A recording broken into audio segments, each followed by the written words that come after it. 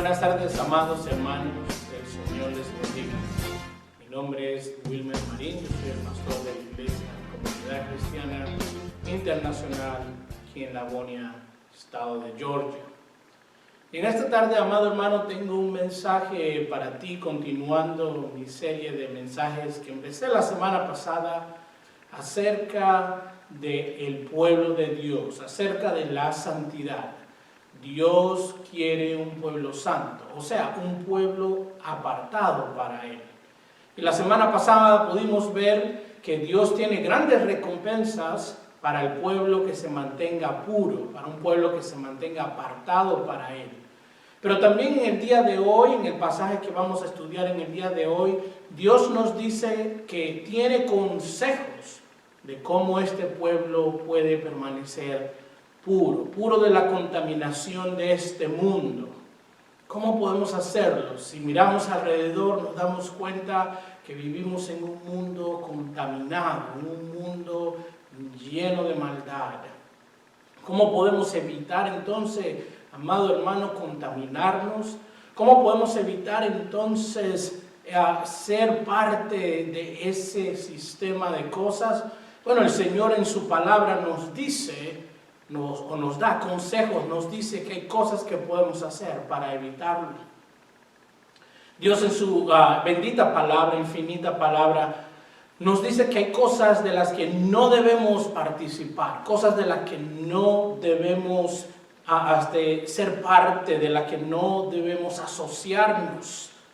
¿Sabe, hermano? En la teología moderna, en este tiempo, se enseña muchas veces o existe la idea de que Dios no odia, de que Dios es solamente amor, pero Dios es amor, pero la Biblia nos dice también que Él es fuego consumidor. ¿Sabía usted que hay cosas que Dios odia? Bueno, sí, y en esta tarde vamos a mirar 7 de ellos. El título del mensaje de hoy lo he titulado Consejos para un pueblo puro.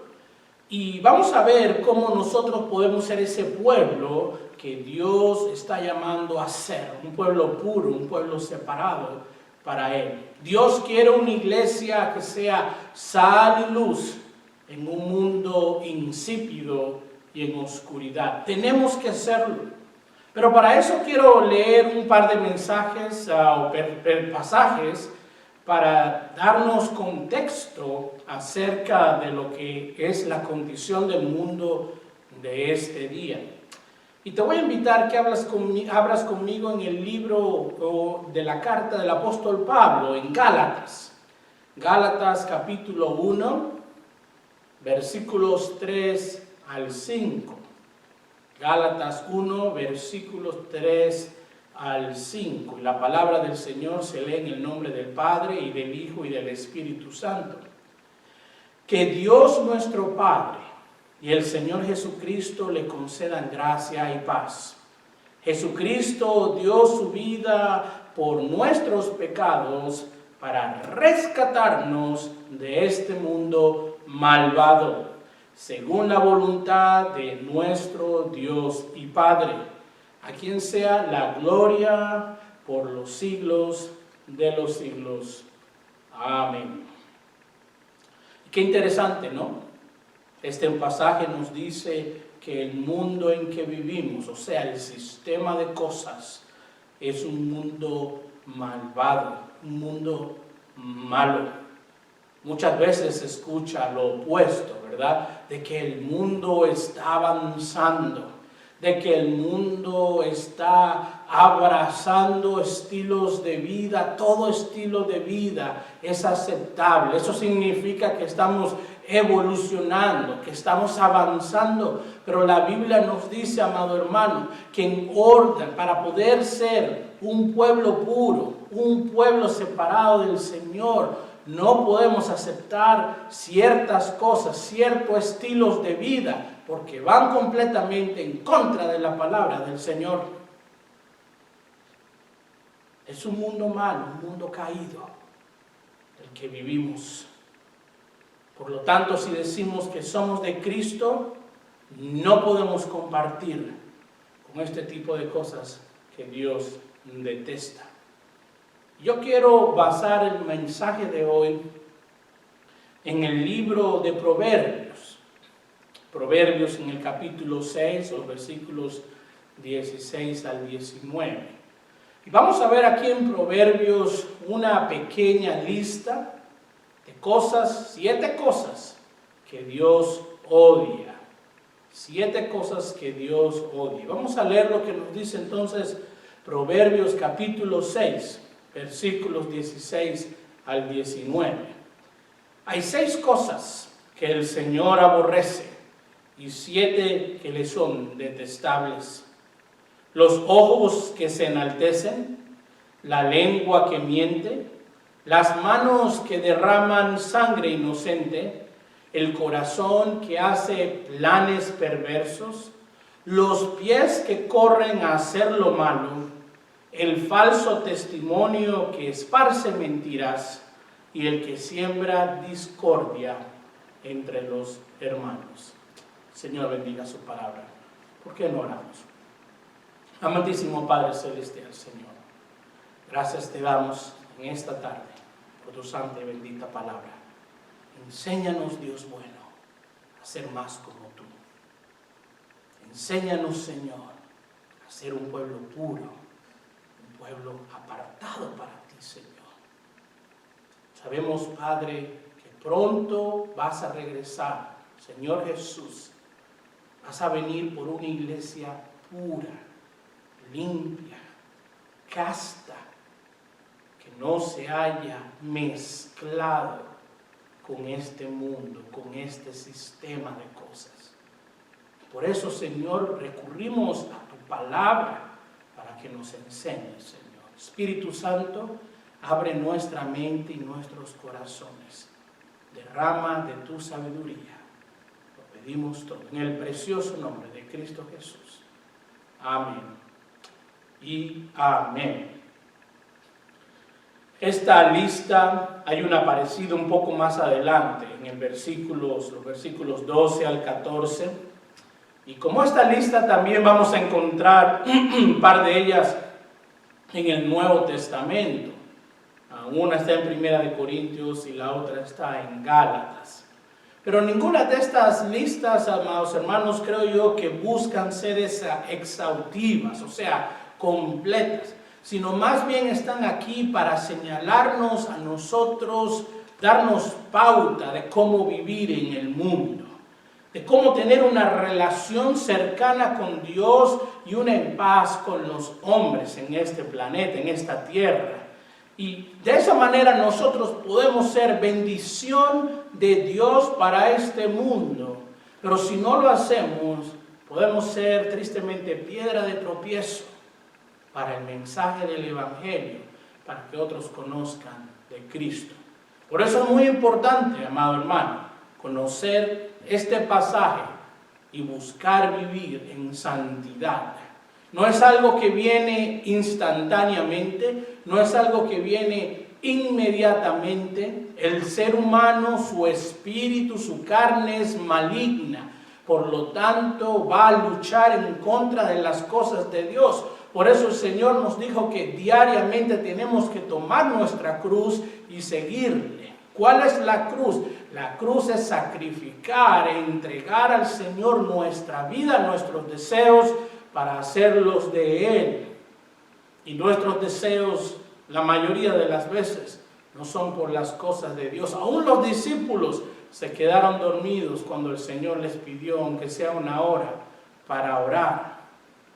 Entonces, Dios, hermanos, nos dice en su palabra que debemos buscarle, que debemos vivir en santidad. Dios no ha cambiado, su carácter no ha cambiado. Dios es el mismo ayer, hoy y por los siglos de los siglos. Por eso es erróneo pensar que Dios ha cambiado desde el Antiguo Testamento al Nuevo Testamento. Lo que se ha cambiado es la manera en que Dios se ha presentado al mundo. La manera en que Dios entonces ha llamado a la humanidad. En el Antiguo Testamento fue por los profetas, por la ley, y en el Nuevo Testamento ha sido por medio de su Hijo Jesucristo. En el Antiguo Testamento el hombre buscaba apacentar, apaciguar la ira de Dios siguiendo ciertos rituales, imposibles de seguir todos, por cierto, pero en el Nuevo Testamento ha llegado la gracia por medio de su Hijo Jesucristo, y es por los méritos de Él y no los nuestros que podemos entonces ser salvos. A Él sea la honra y la gloria. Y hoy vamos entonces a ver esta lista de cosas que Dios odia. Vamos a ir dividiéndola y vamos a tener varios mensajes basados en esta lista. Y si miramos brevemente la lista, tenemos los ojos, la boca o la lengua, las manos, el corazón, los pies, como órganos, como cosas de nuestro cuerpo que pueden ser usadas para el bien o para el mal, para glorificar el nombre del Señor o para mancillar el nombre del Señor.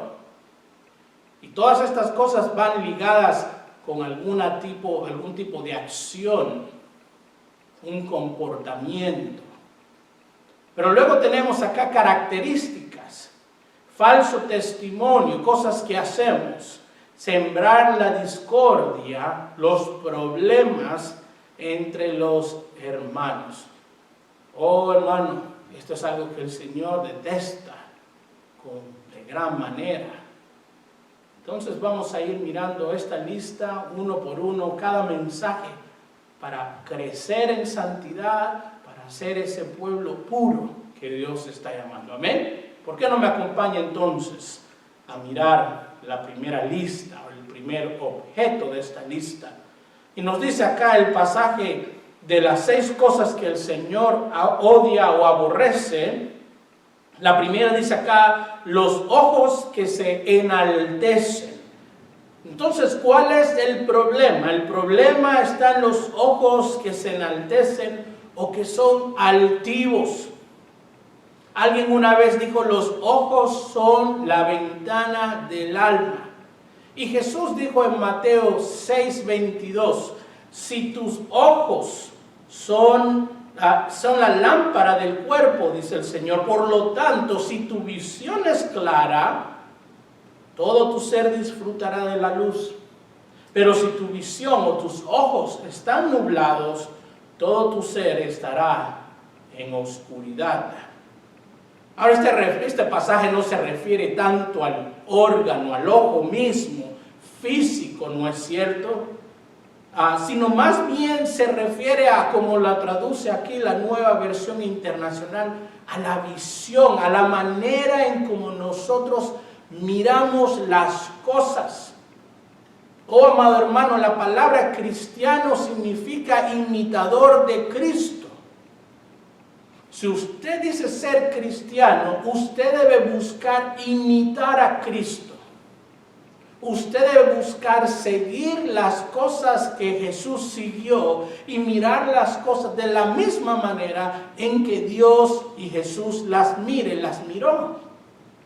Por lo tanto, Jesús nos está diciendo acá de que si nosotros no miramos el mundo, si nosotros no miramos las cosas de la misma manera en que Él las mira, nuestra visión, nuestro camino va a estar en oscuridad.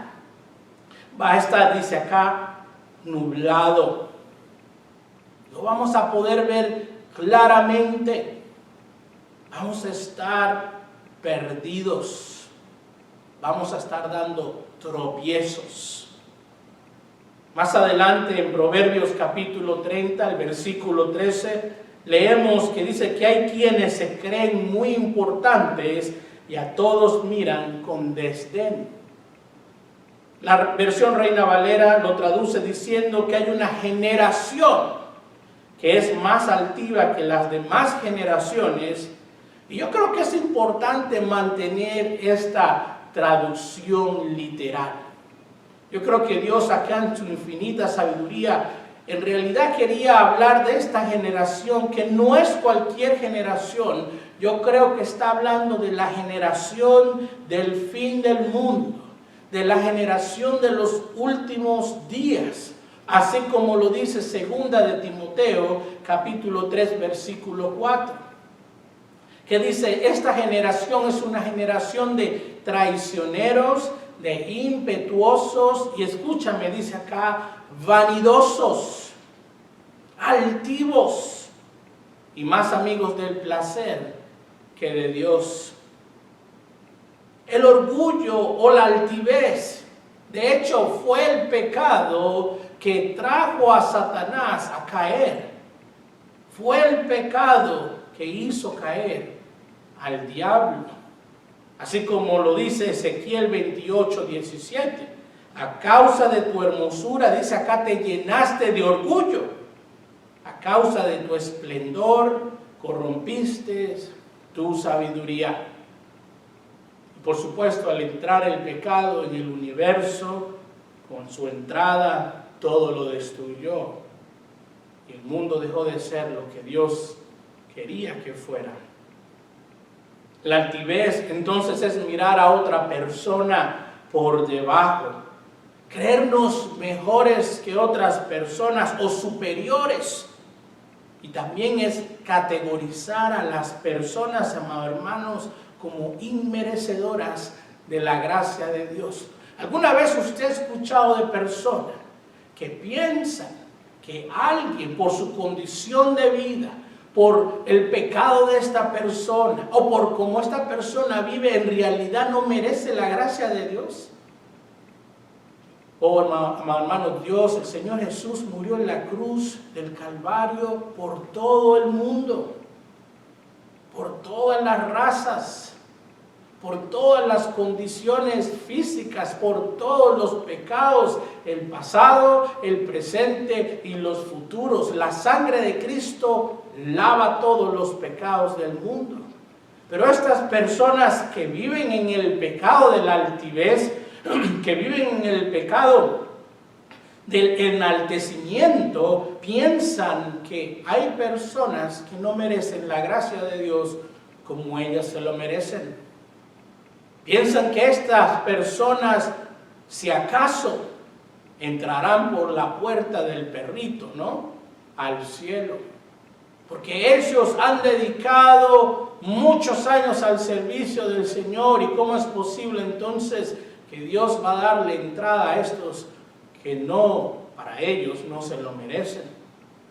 Pero en realidad esta persona lo que está haciendo está tirando por el piso el poder de la salvación del Señor Jesús, el poder que se adquirió en la muerte y en la resurrección de Cristo, hermano, cuando Él dio su vida por todos los pecadores allá en la cruz.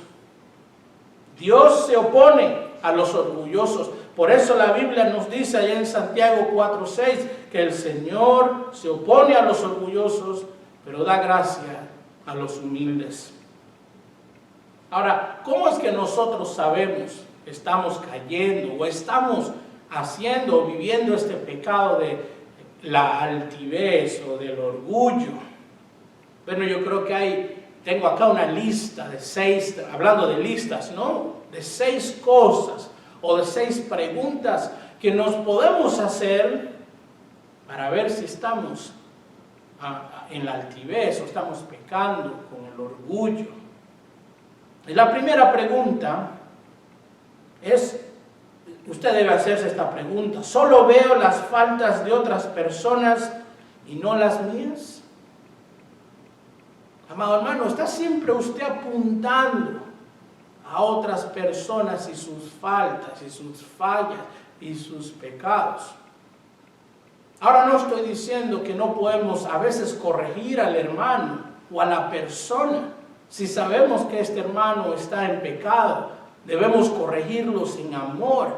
Pero a veces usamos esta excusa para hacernos más elevados que otros, pensar que somos mejores que otros hermanos, otras personas en la iglesia. Y así no es, hermano. Usted sabe, cuando alguien una vez dijo, cuando uno apunta así, estamos apuntando, pero en realidad no nos damos cuenta que el dedo gordo está apuntando para atrás, ¿no? Este es el primer dedo, está apuntándonos, es a nosotros. ¿Acaso estoy mirando siempre las fallas o las faltas de otras personas en vez de las mías primero? Todos somos pecadores. No se confunda, lo dice la Biblia. Si usted piensa que usted no tiene pecado, la Biblia dice que usted hace mentiroso a Dios. El hecho de creerse no tener pecado es el pecado, porque está siendo mentiroso a Dios. Porque si usted cree que no tiene pecado, entonces ¿para qué necesita a Cristo? O si usted cree, bueno, es que yo me arrepentí hace 30 años y ya no necesito más arrepentirme. Ese es entonces el pecado. Para eso tenemos el arrepentimiento en el nombre de Cristo Jesús. Amén. En el momento que pecamos, debemos reconocer el pecado y debemos pedirle al Señor en el nombre de Jesús que nos perdone. Y Él lo hará. La palabra dice que entonces Él elimina, Él borra ese pecado como que nunca existió. Ese es el poder limpiador de la sangre de Cristo. El Señor nos perdona. Número 2, pregunta número 2. La número 1, estoy mirando siempre las faltas de otros en vez de las mías. Número 2, soy de carácter poco amable o rudo. El orgullo tiene la capacidad o tiene la influencia, tiene la manera de endurecer nuestra vida, hermano, nuestro corazón.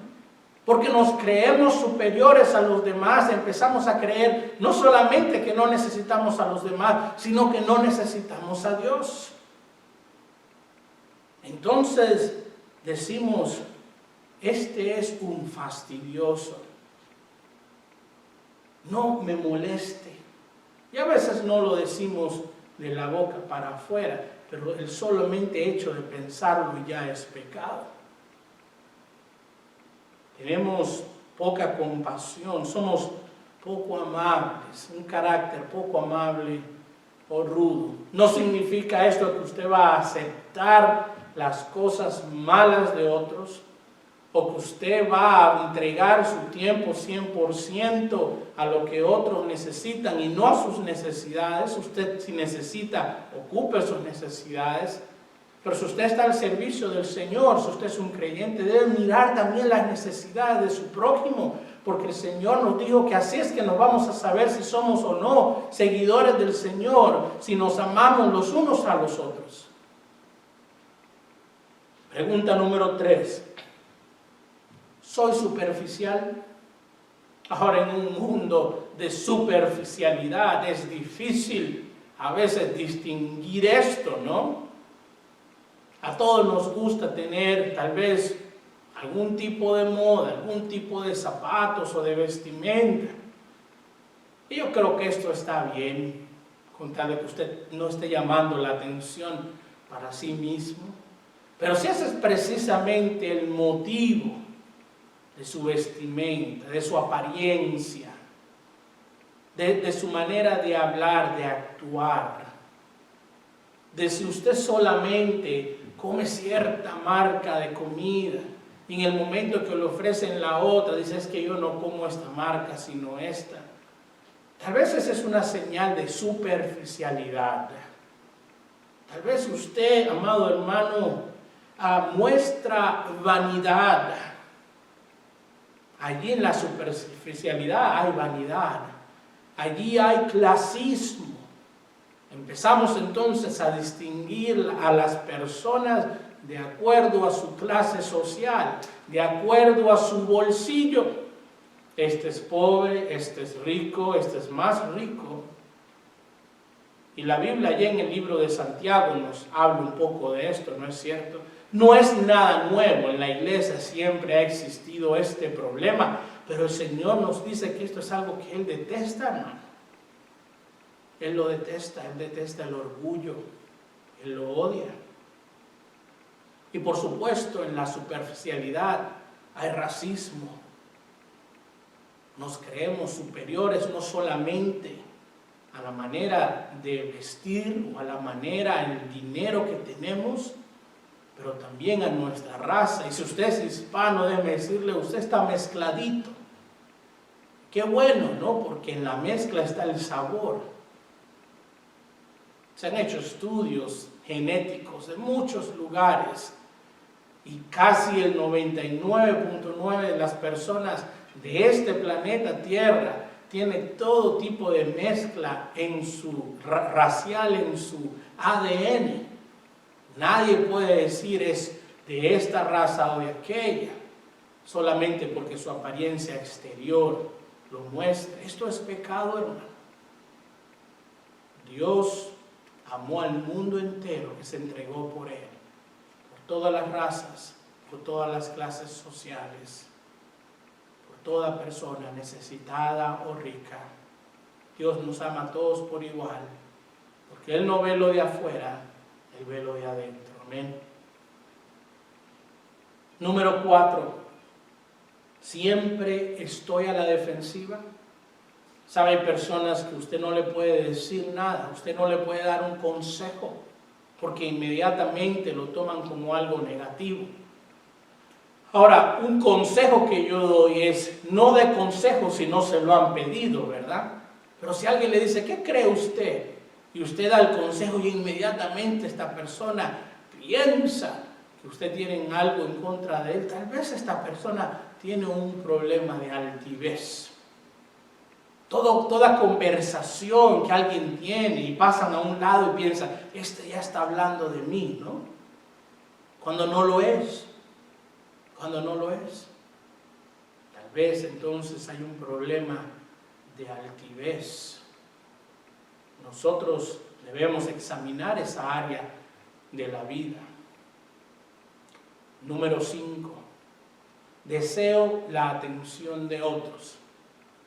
Bueno, vivimos en la generación de la atención personal. Vivimos en la generación donde todos los jóvenes y todos los niños desean tener un canal de YouTube. Donde todos quieren que todo el mundo les vea y le aplaudan y le canten alabanzas a ellos y les digan qué hermosos son y les digan qué bien se visten y les digan que tanto dinero tienen, quiero ser como tú. Y esto, hermanos, es solamente un reflejo del mundo maligno en que vivimos. Pero tristemente esto se ha filtrado también en las iglesias, se ha filtrado en las personas, en los creyentes. Mis hijos estaban riéndose de mí, del canal de YouTube y de los videos, porque para ellos este video, y mi esposa tal vez me dijo, tal vez deberías darte con un pastel en la cara para que más personas vieran. Pero ese es precisamente el pecado, ¿no es cierto? Atraer la atención a uno y no al mensaje y no al motivo del mensaje, que es el Señor Jesucristo. Cristo es la razón por la cual estamos haciendo esto, hermano. Porque queremos que su mensaje vaya a todas partes del mundo y vaya a los hermanos que hacen vida en esta iglesia, para que no se enfríen.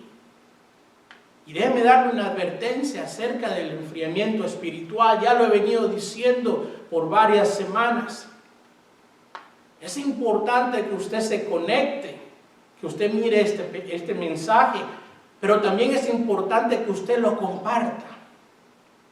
Porque al compartirlo es como cuando usted comparte el evangelio con otra persona. Es importante que usted se mantenga activo, aunque usted esté encerrado en su casa. Que usted esté hablando con otros. Este no es el trabajo único del pastor o de los líderes de la iglesia. Este es el trabajo de todo siervo de Dios, de toda persona que Cristo ha llamado y ha rescatado. Necesitamos compartir el mensaje. Así que después de ver este mensaje, compártalo con sus familiares y amigos, para que entiendan que Dios no se agrada del orgullo y de la altivez. Solamente nos lleva a romper nuestra relación con Dios. Esto no está bien. Por eso Dios lo odia. Y finalmente la pregunta número 6. No me importa la condición de los demás. Pero en la Biblia tenemos varios ejemplos. El Señor Jesús habló del de la parábola del buen samaritano, y cómo estos líderes religiosos caminaban y le pasaban a este hombre que estaba golpeado, que había sido asaltado y casi medio muerto, y nadie le hacía caso, nadie paraba a verlo, a mirar su condición. Por supuesto, si hubiese sido un hombre de mucho dinero y hubiese dicho, tengo dinero acá en la bolsa, pero no, como no lo hizo, nadie paró, nadie se detuvo. Y por lo tanto, Dios nos dio este ejemplo, Jesús, ¿verdad? Y fue el samaritano aquellos que eran considerados lo peor en la sociedad del tiempo del Señor Jesús, los mezcladitos, que se paró y tuvo compasión por este hombre y pagó todos sus gastos y curaron todas sus heridas. Y nosotros, hermanos, debemos hacer lo mismo. La característica que más diferenciaba al Señor Jesús de los líderes religiosos mentirosos de la época en que Él vivió fue la compasión.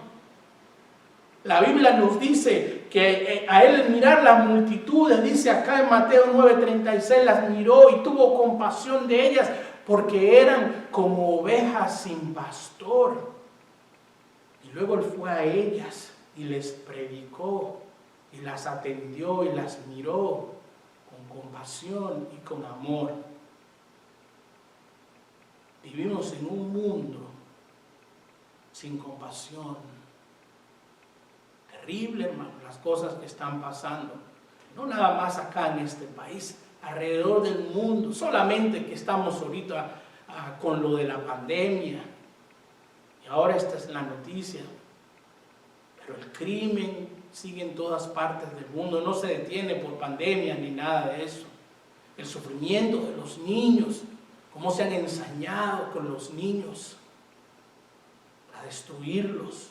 Porque son puros. Son ejemplos de lo que el creyente debe ser. Por eso es que el Señor Jesús, de los que son como ellos, es el reino de los cielos. ¿Cómo son ellos? Juguetones, ¿no? Puros, apartados para Él. Ahora es fácil tomar este examen y decir, bueno, de 6, ¿no? Ya fallé, así que pues, ¿qué es una raya más con tigre, no? Ya listo, pues ya ¿qué voy a hacer? Voy a seguir viviendo mi vida como me da la gana. Pero no es así, hermano. Yo le quiero animar en esta tarde, yo le quiero sugerir en esta tarde a que usted se acerque a estas preguntas. No como un cuestionario y ya lo hice, ya estoy mal y me fui, sino más bien algo para abrir la puerta a la entrada del cambio que Dios quiere hacer en usted. Porque si estamos mal ante Dios, Dios no nos dice, bueno, estás mal, fuera. No, Él nos quiere abrazar. Él nos está llamando a una reconciliación con Él por medio de su Hijo Jesús. Si usted es culpable del orgullo, entonces busque del Señor. Y es finalmente lo que te quiero hablar. ¿Cómo podemos entonces tratar el orgullo en nuestra vida? Muy sencillo. La Biblia nos da una respuesta, nos da una cura. La cura del orgullo es la humildad. En la humildad hay solución para el orgullo. Es lo opuesto del orgullo. El apóstol Pablo coloca la humildad como una de las virtudes de aquellos que quieren mejorar su caminar con el Señor, de la vida de un cristiano que busca vivir honestamente para su Señor. Nos dice allá en Efesios 4:2, siempre humildes y amables, pacientes y tolerantes los unos con los otros en amor. Estas son las características de unos creyentes, de unos cristianos que se aman los unos a los otros. Lo opuesto de esta lista de las 7 cosas que Dios odia, ¿no es cierto? Porque si usted se dio cuenta en esa lista, al final Dios termina diciendo aquellos que siembran discordia entre los hermanos. Lo mismo es acá, o lo opuesto, ¿verdad? Mejor dicho, lo opuesto, la cura de aquella lista de Proverbios 6 está aquí en Efesios 4:2. ¿Cuál es? La cura del orgullo es la humildad. ¿Sabía usted que en los tiempos del apóstol Pablo, cuando él escribió su carta a los Efesios, esta virtud, esta característica de la humildad era algo catalogado o solamente hecho por aquellos que eran considerados esclavos, los que vivían en esclavitud, puesto los amos de los esclavos eran orgullosos, y si usted era humilde, entonces usted era un esclavo. Pero la Biblia nos dice claramente que antes éramos esclavos del pecado, por eso éramos orgullosos. Pero ahora nosotros somos esclavos de Cristo. Ahora nosotros, aunque Él ha libertado nuestra alma, nosotros hemos entregado todo lo que somos al servicio de nuestro Señor Jesucristo. Y por lo tanto podemos tener esta característica, esta virtud de la humildad. Esta es la solución al problema del orgullo. La Biblia nos enseña brevemente 4 cosas acerca de la humildad. ¿Qué es lo que hace la humildad en nuestra vida? Es como un jarabe, ¿no? Lo primero, Dios escucha las oraciones del humilde. Este es un pasaje que muchas veces se lee cuando hay problemas en un país, pero es muy cierto. Todo país que quiere encontrar solución a sus problemas, toda iglesia que quiere encontrar solución a sus problemas, debe confesar este pasaje. ¿Cuál hablo? Segunda de Crónicas 7:14. Si mi pueblo, dice, que lleva mi nombre. ¿Cuál pueblo lleva el nombre de Dios? ¿Los quiénes? Los cristianos. Los cristianos son el pueblo que lleva el nombre de Dios. Dice, se humilla y ora y me busca y abandona su mala conducta, el orgullo. Yo lo escucharé desde el cielo, perdonaré su pecado y sanaré su tierra. Gloria a Dios. Hay sanidad, hay restauración para aquel que busca al Señor con humildad. Humildad significa, Señor, aquí estoy ante ti, cámbiame, restáurame, ayúdame. No dejemos al Señor como la última opción. Pongamos al Señor como la primera opción cuando tenemos problemas. Él es nuestro Padre Celestial. Él desea ayudarte en los momentos difíciles. La segunda cosa que sabemos acerca de la humildad es que la humildad es para nuestro beneficio. Hicieron un estudio reciente que dice que el motivo, o uno de los motivos, puede ser ADN, pero de los motivos por los cuales usted empieza a perder su cabello o a que le salen canas, es por el estrés. Y entonces la pregunta es, ¿qué causa el estrés? Las personas orgullosas son muy estresadas. Siempre están mirando todo de reojo. Siempre creen que todo el mundo está buscando quitar las cosas que ellos tienen. Si usted quiere entonces conservar su cabello y tener su cabello negrito, entonces sea humilde. Sea humilde al Señor. Busque la humildad. Es para su beneficio. Deuteronomio 8:16 dice, en el desierto te alimentó con maná, comida que jamás conocieron tus antepasados, así te humilló y te puso a prueba para que a fin te des cuenta te fuera bien. es por nuestro beneficio. Número 3, la humildad. Conocemos de la humildad que preserva la vida y da sabiduría. En el Salmo 147, versículo 6, la Biblia dice, el Señor sostiene a los que humildes, a los pobres, dice acá, pero hace morder el polvo, humilla a los impíos. Y hay personas que dicen, pero pastor, si yo conozco un Señor que es tan malo y siempre le va bien. Bueno, la Biblia tiene respuesta a esa misma pregunta, ¿no? Porque la vida en este mundo es un soplo en el viento, hermano. Es un abrir y cerrar de ojos comparado con la eternidad. No cambie su eternidad, las recompensas de la eternidad, por una minúscula parte en este mundo. El malvado va a tener su recompensa, su castigo eterno. Mas lo que él está disfrutando en este mundo es solamente algo minúsculo. Por eso es que Dios tiene un corazón grandísimo, gigante, para la gente pobre, para la gente necesitada, aquellos que abrazan al Señor en su necesidad, en vez de maldecirlo, claman a Él y le dicen, Señor, ayúdame, Señor, te amo, Señor, te quiero, aún en este momento difícil de mi vida, porque hasta aquí me has ayudado, porque has preservado mi vida. Y cuando somos humildes ante el Señor preserva nuestra vida y nos da sabiduría, nos enseña a vivir. Y la última cosa que sabemos o quiero contarle acerca de la humildad es que la humildad recibe el cuidado de Dios y nos enseña a cuidar a otros.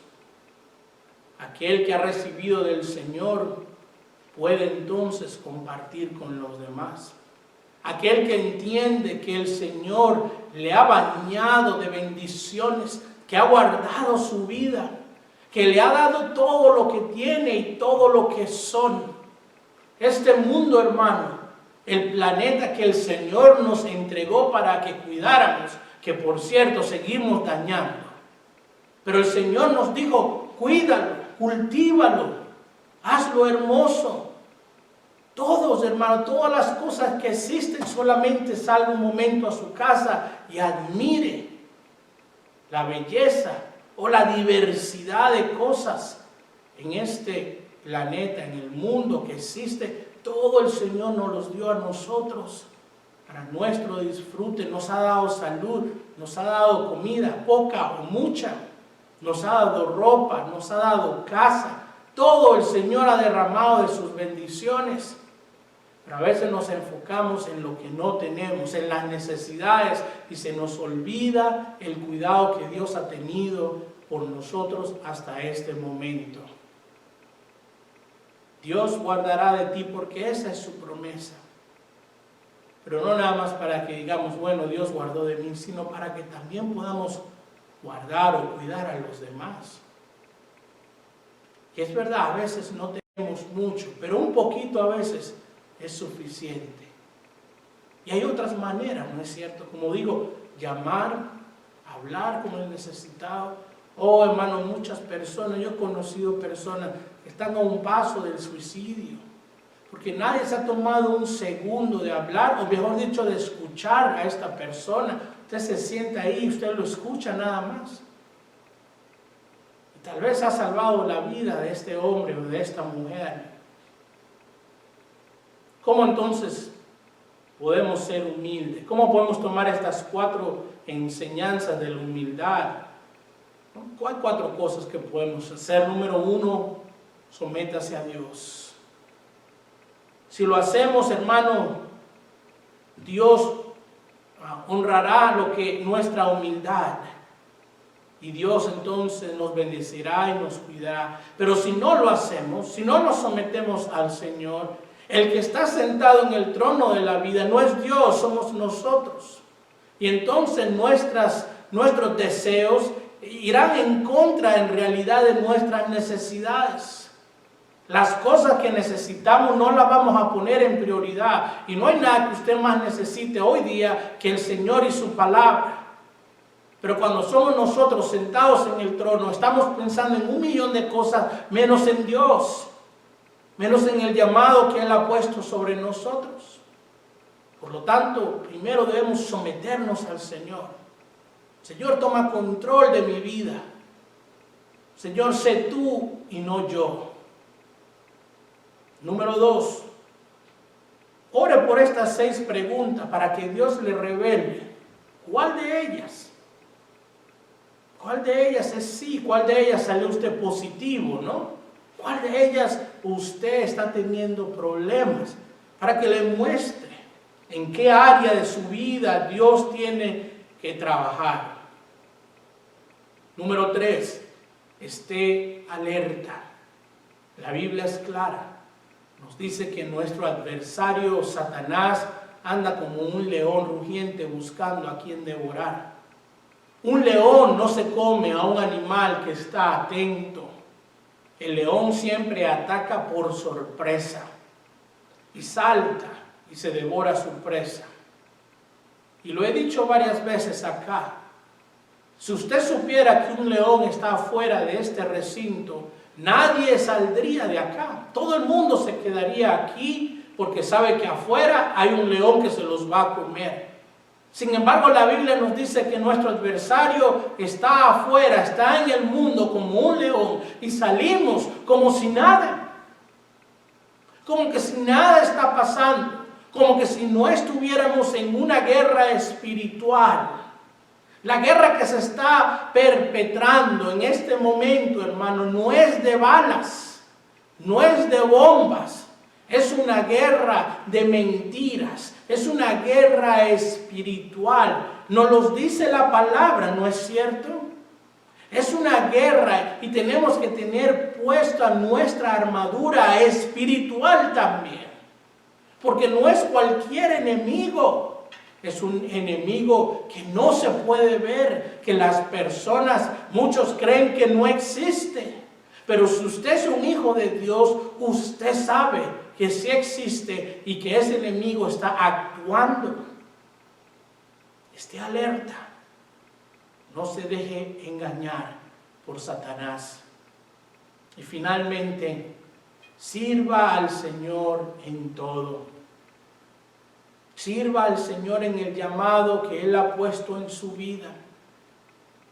¿Sabe? Muchas personas piensan, este pastor no sirve o este hermano no sirve.